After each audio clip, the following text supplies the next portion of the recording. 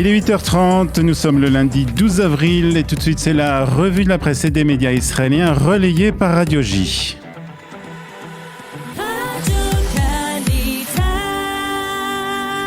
Et oui, on retrouve Olivier Granilic à Jérusalem. Et Olivier, à la une des quotidiens israéliens ce matin, l'attaque contre la centrifugeuse en Iran pour la presse israélienne. Cela ne fait aucun doute que l'État juif est derrière cette provocation. Tout à fait, que ce soit le Yediot Ahronot ou le Israël Hayom, les deux quotidiens estiment que c'est Israël qui a attaqué le centre d'enrichissement de Natanz en Iran. Le Yediot Ahronot se base sur des sources étrangères pour avancer ses affirmations. Il s'agit, selon les Iraniens, de terrorisme antinucléaire.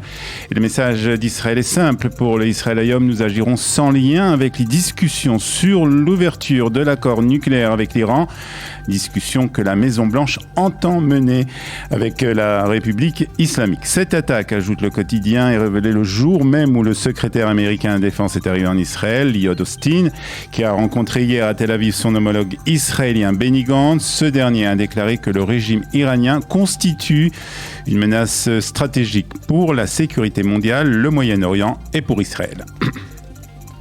Et en Israël, on parle d'une éventuelle riposte de l'Iran. Qu'en est-il exactement, Olivier ? C'est une éventualité qui est prise très au sérieux, Ilana. Alors, pas d'une façon officielle, bien entendu, puisqu'Israël n'a pas réagi de façon officielle à cette attaque. Mais en écoutant hier Ehud Yahari de la 12e chaîne, l'Iran n'aurait pas d'autre choix que de réagir par des frappes militaires. Ehud Yahari a affirmé que jusqu'à présent, l'Iran s'est retenu malgré l'assassinat en novembre 2020 de son éminent physicien nucléaire Mohsen Fakhrizadeh et les frappes israéliennes successives en Syrie contre les cibles iraniennes. Mais la patience des Iraniens a des limites et nous nous rapprochons du moment où Téhéran n'aura d'autre choix que de répondre par des frappes militaires, a estimé le spécialiste du monde arabe de la 12e chaîne. De la politique également ce matin et des pourparlers qui continuent en vue de former une coalition avec Naftali Bennett. Selon le journal Israël Hayom, le patron de Yamina ferait tout pour faire échouer la formation d'un gouvernement de droite. C'est le titre ce matin du Israël Hayom qui cite des sources bien renseignées à droite selon lesquelles Naftali Bennett joue un double jeu. S'il avait vraiment voulu, Bennett aurait annoncé depuis longtemps qu'il soutiendrait seulement un gouvernement de droite, ont déclaré ces sources de la droite israélienne. Du côté de Yamina, on répond que les discussions continuent, mais sans réelle avancée. Pour le Yediot Ahronot, les pourparlers sont dans l'impasse aussi. Et la nouvelle stratégie de Binyamin Netanyahu explique ce matin Yuval Karni est d'obtenir l'accord de Bezalel Smotrich de former un gouvernement de droite avec l'appui du parti Har Abraham. Réponse du parti sioniste religieux. Dommage de perdre son temps avec des propositions qui n'aboutiront pas.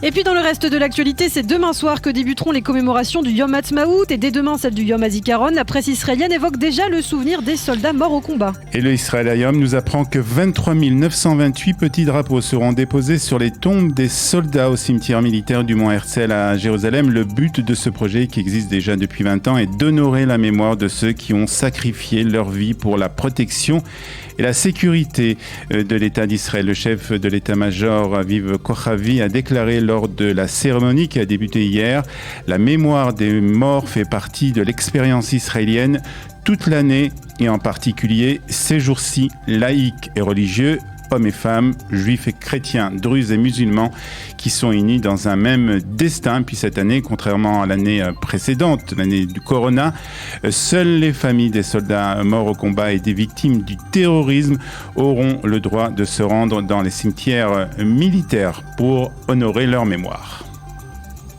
Et puis pour terminer, la presse israélienne revient sur Moran Samuel, cette sportive paralympique qui a remporté hier une médaille d'argent.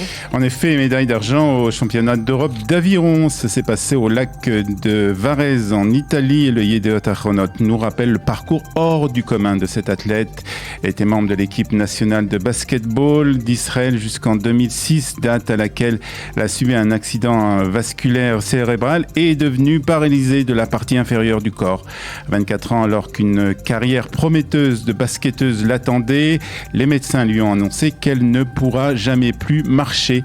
Cette athlète talentueuse a dû donc s'adapter à cette nouvelle vie, mais elle n'a pas renoncé à son amour du sport. Elle a continué à jouer au basketball avec l'équipe nationale en fauteuil roulant et finalement, elle s'est mise à pratiquer un sport en solo. Après avoir été persuadée par sa partenaire, Limor Goldberg, Samuel s'est mise donc à pratiquer l'aviron. Samuel a remporté la première médaille israélienne aux Jeux paralympiques. C'était en 2016 à Rio, en prenant la 3e place au 1000 mètres simple féminin. C'est ainsi que se termine la revue de la presse et des médias israéliens sur Studio Kalita en direct de Jérusalem.